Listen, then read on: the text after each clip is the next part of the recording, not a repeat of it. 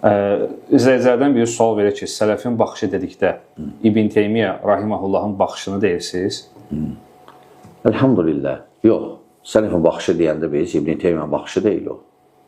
O İbn Teymiyyədən qabaqkilərin baxışıdır.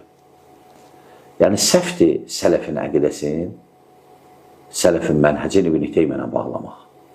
Bunu dəvətin düşmənləri təbliğ eləyir, bilməyənləri allatmaq üçün. Bəziləri dəvətin düşmənləri Əbdülvahhabla, Muhammed Əbdülvahhabla bağlayırlar.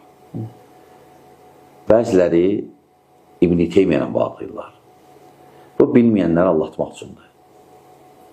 Biz sələf deyəndə, sələfin fəhmi, sələfin yanaşması, sələfin baxışı, biz İbn Teymiyyədən qabaqkilərindən qəsd edirik əslində.